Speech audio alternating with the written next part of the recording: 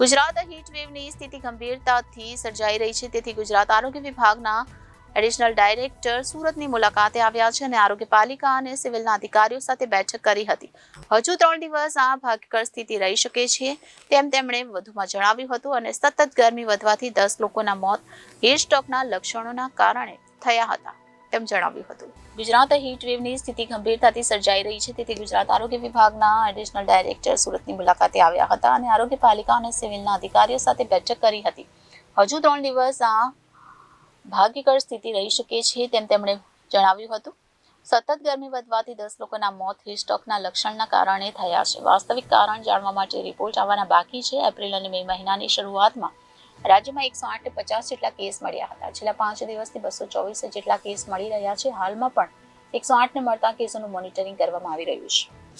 સમગ્ર ગુજરાતની અંદર અત્યારે ક્લાઇમેટ ચેન્જની રીતે જોઈએ તો ટેમ્પરેચરનું પ્રમાણ ખૂબ જ વધારે થઈ રહ્યું છે.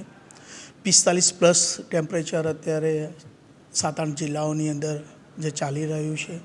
પરિણામે ચોક્કસ કેસોમાં વધારો થયો છે કે હીટ રિલેટેડ ઇલનેસ અને હીટ સ્ટ્રોકની રીતે કેસોની અંદર વધારો જોવા મળી રહ્યો છે. સમગ્ર રાજ્યની વાત કરું તો સમગ્ર રાજ્યની અંદર જે 108માં ઇમરજન્સી સ્પેશિયલી હીટ રિલેટેડ ઇમરજન્સીના કેસીસ જે આવતા હતા એનું અમે સતત મોનિટરિંગ કરીએ છીએ. એપ્રિલ-મેમાં શરૂઆતમાં આ કેસીસની શરૂઆત હતી ત્યારે 50-60 જેટલા કેસીસ પર ડેની રીતે અમને 108માં હીટ રિલેટેડ કેસીસ મળતા હતા. જે ક્રમશઃ જેમ ગરમીનું પ્રમાણ વધતું ગયું એમ સાથે સાથે કેસની સંખ્યા પણ વધતી ગઈ અને 80-90ની એવરેજ ઉપર આવ્યા હતા.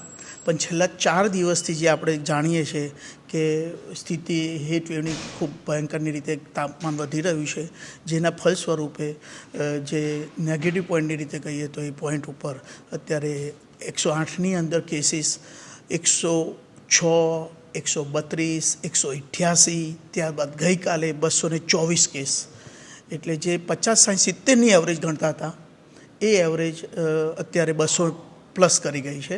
એટલે તાપમાનના લીધે જે તકલીફ થવી એના કેસોમાં ચોક્કસ વધારો થયેલો છે. હીટ સ્ટ્રોક આ વસ્તુ મેં કહી એને હીટ રિલેટેડ ઇલનેસ કહેવાય અને હીટ સ્ટ્રોક વસ્તુ અલગ છે. હીટ સ્ટ્રોકમાં થોડું સિરિયસનેસ આવી જાય અને એવા સિરિયસનેસવાળા કેસો ગઈકાલ સુધીમાં પ્રોગ્રેસિવ કેસ ટોટલ 82 કેસીસ એવા હીટ સ્ટ્રોકના કેસીસ જોવા મળેલા હતા. સદનસીબે આપ જે કહો છો એને વાત કરું તો એક કન્ફર્મ ડેથ હજુ હીટવેવના લીધે જ ડેથ થયું હોય એવું કન્ફર્મ ડેથ હજુ ઓન પેપર નોંધાયું નથી. દરેક રિપોર્ટ અમે ડેઇલી ઓનલાઈન રિપોર્ટ મંગાવીએ છીએ. IHIP પોર્ટલ છે અને આ પોર્ટલની અંદર ટોટલ 2375 સંસ્થા આપણા રાજ્યની એ તમામ સંસ્થા રિપોર્ટિંગ કરે છે અને એ રિપોર્ટિંગ ઉપરના ડેટા પ્રમાણે આ કાર્યવાહી થાય છે. સર, સુરતની વાત કરીએ તો સુરતની અંદર 10 અને ત્યારબાદ 9 લોકોના જે મોત થયા છે હીટવેવના કારણે, કોઈ બેભાન થયું હોય, કોઈ ચક્કર આવવાના કારણે મોત થયા છે. 10 કેસીસ જે હીટવેવના કારણે જોવા મળેલા હતા એ આપ જે કહો છો એ ચોક્કસ હીટ રિલેટેડ ઇલનેસ અને હીટ સ્ટ્રોકના લગતા કેસીસ છે. પણ જે કોઝ ઓફ ડેથ કહેવાનું થતું હોય તો cause of death final cause of ડેથની રીતે હજુ એને આઈડેન્ટિફાઈ કરેલા નથી. એ રીતે તો હજુ પણ કઈ રીતે સાવચેતી રાખવી લોકોએ જરૂરી બનશે? કારણ કે સર હજુ ચોક્કસ કોર્પોરેશનમાં સુરતની પણ વાત કરીએ તો એમને સારી કામગીરી એક કરેલી છે કે જે 150 ઉપર બસ સ્ટેન્ડ છે ત્યાં ઠંડા પાણીની વ્યવસ્થા, ક્યાંક ORSની વ્યવસ્થા, ભિક્ષુકો માટેનું જે રહેઠાણની રીતે હોય તો મોર દેન 200 કંઈક ભિક્ષુકને પણ શેલ્ટર હોમ જે કહીએ ત્યાં એમ ખસેડવામાં આવેલા છે.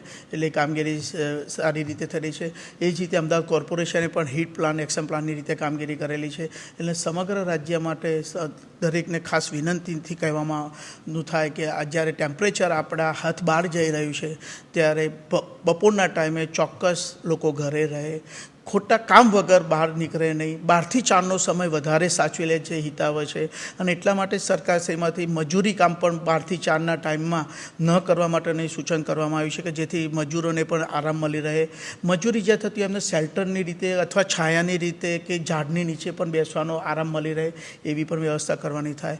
લોકો બહાર અનિવાર્ય સંજોગોમાં જવું પડે તો લીંબુ શરબત, પાણી પોતાની પાસે રાખે, ORSનું પાણી, લીંબુ શરબત, ખાંડમીંડું નાખેલું પાણી અથવા પાણી એટલીસ્ટ પણ, અને દિવસમાં ઓછામાં ઓછું 3 થી 4 લીટર ચોક્કસ પાણી દરેક જણ પીવે. હાઈ રિસ્ક ગ્રુપ ગણીએ તો નાના બાળકો છે, સગર્ભા માતા છે કે ઓલ્ડ એજના ઉંમરવાળા લોકો છે, તો એમને તો હિતાવહ છે કે તેઓ બપોરે ઘરની બહાર કોઈ ન જાય. Reporter Hitesh Prajapati, Janadesh news, Surat.